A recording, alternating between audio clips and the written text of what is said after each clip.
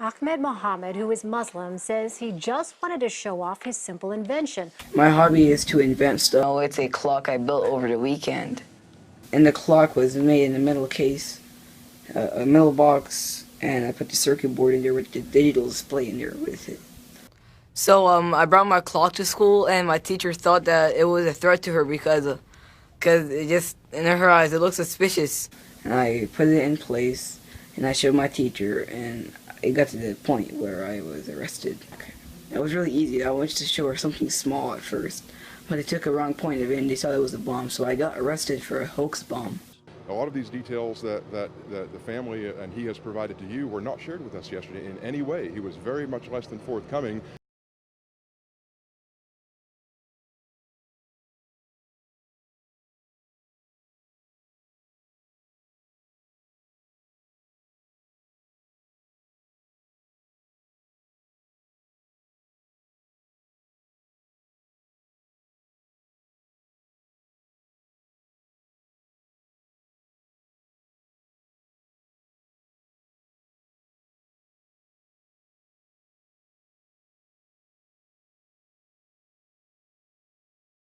His father says Ahmed fixes all sorts of things. He encouraged his son to demonstrate his skills, and he blames discrimination for what happened. We are in the melted box.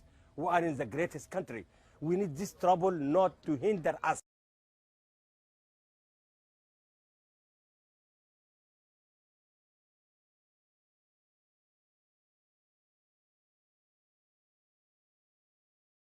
We are a civil rights and advocacy organization that has been helping to get Ahmed's story out. Some of the pictures that are circulating on social media are thanks to his sister's quick thinking.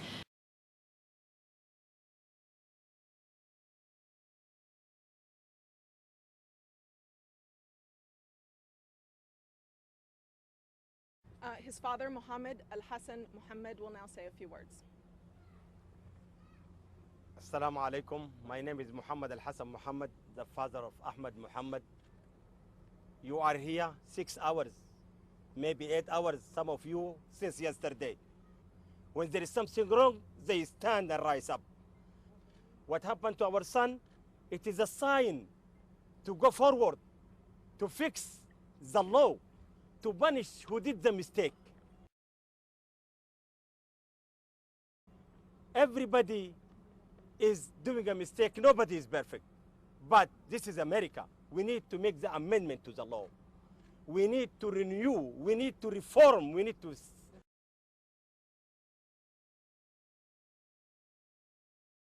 You need to think. So I think this is things is important. All of you now, maybe no Muslim here, a few Muslim.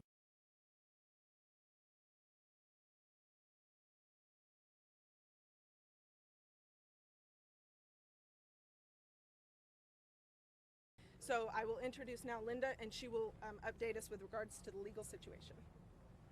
Hello, my name is Linda Marino. I am an attorney and of counsel with the Constitutional Law Center for Muslims in America. And the family has asked the center to represent the interests of Ahmed going forward. You're going to hear from Ahmed soon, but what you'll quickly realize is that he's just a bright 14-year-old American Muslim kid. And all he did was a science project for his school.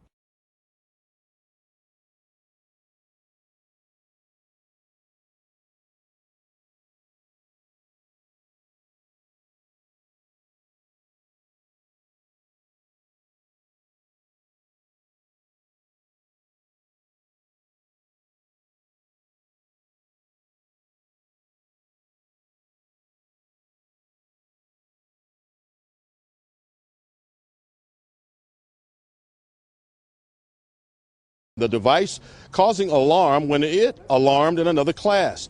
That teacher, of course, took it and contacted school officials who then contacted police. Irving's police chief says they've determined no intent to cause harm, and they don't believe this incident will harm relations with the Islamic community.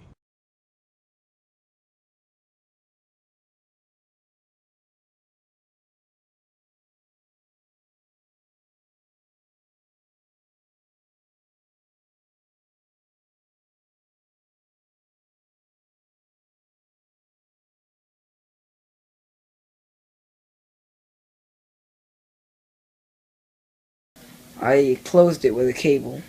So, because I didn't want to lock it to make it seem like a threat, so I just used a simple cable. So it won't look that much suspicious.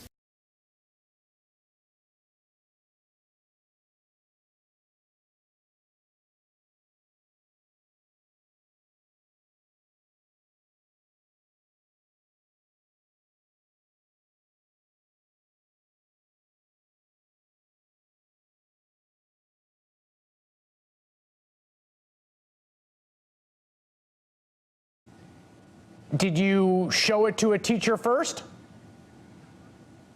Yes, I showed it to 2 teachers. And what did those teachers say when you showed them your clock? The first teacher, he was impressed, but he advised me not to show any other people. He told you not to show any other people? Yes. Why do you think he said that? He told me it looks like a bomb. So then another teacher saw it, right? And what was that teacher's reaction? The clock, in fact, was plugged in during the classroom, so it didn't go off in my backpack. So it was plugged in, and I set a time on there, and I showed it to a student sitting next to me, and it went off. So the teacher looked around and said, "What was that noise?" And I just unplugged it immediately. It's what happened before. Before I showed her the clock, I voluntarily wanted to show it to her. I told her, "Do you want to see my clock?" And she said, "Sure."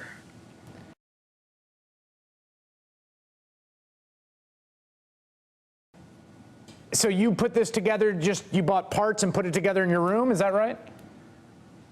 Yes. So the clock, in fact, is built from scrap found around the house. Some of the boards were already manufactured, but yes, it was put together.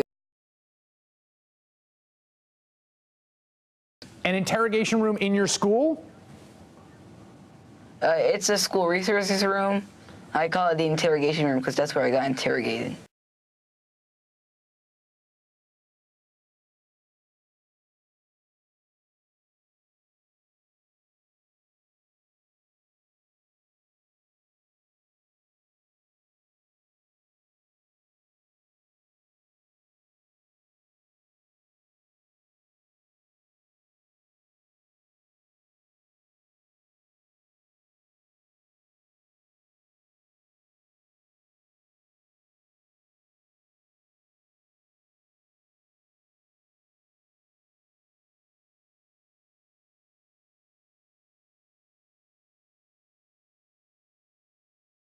It was something really simple to make.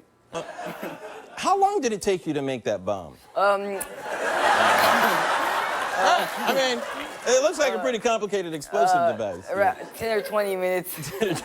But when the story went national, so did a picture of the clock Ahmed claims to have invented. And some electronic experts found something very familiar about it, saying it looks astonishingly similar to this clock sold in the 1980s by Radio Shack. In fact, some of these experts pointed out that Ahmed's device and the old Radio Shack clock share the exact same screen, same buttons, same 9-volt backup battery system. They point out that Ahmed's clock even has serial numbers and an imprint of an American flag. Experts also ask why, if you're inventing a new clock, would you use a 30-year-old circuit board that is unavailable today? Listen.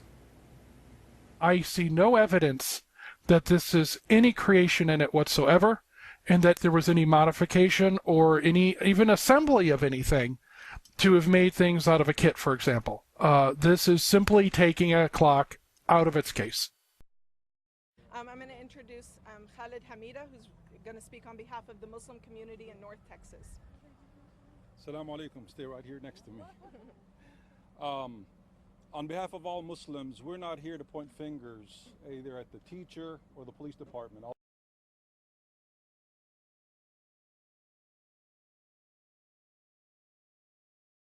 The tone from the Islamic community in meeting tonight with Irving's police chief was far different than other activists who say the student was profiled.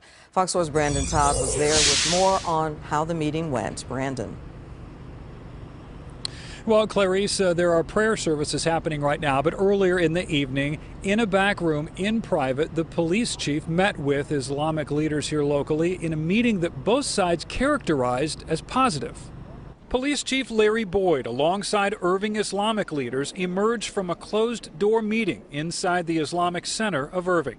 I was very encouraged by this meeting. The media wasn't allowed into the meeting. We're told about 15 people attended, administrators with the mosque and community leaders. Khalid Hamidah with the Islamic Association of Irving says the chief was asked some tough questions about the arrest of 14-year-old AHMED MOHAMED and didn't shy away from any of them. We spoke about the incident, and we spoke about moving forward in continuing the mutual trust and respect that we have with each other. It was very positive, looking for opportunities for partnership, discussing ways that we can work, especially with their youth, to help them understand and know and learn that they can trust the police and that we can continue to work together. But while the mood here was unity, the message from the teens' parents and attorney seemed to be something different. Hamidah says he and this mosque are not critical of the way Irving PD and the school district reacted. I think the parents can speak for themselves. As I said in the other press conference, do not point a finger either at the teacher or the police. There's enough stuff going on to make everybody fearful. Chief Boyd did say that one of the assurances he gave to the Muslim community was to take a closer look at how his department handled the situation. We'll review this. We'll look at decision points and where there are opportunities to take it in a different direction, and we definitely want to do that. Hamidah says the teen and his family right now are planning for a host of national media interviews and a possible trip to the White House.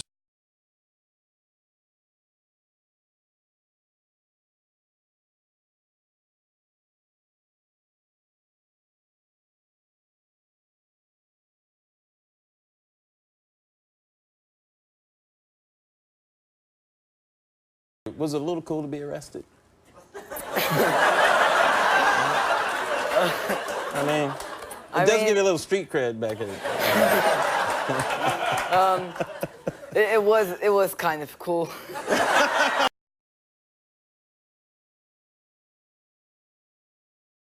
Thanks to all my supporters on social media, I got this far thanks to you guys.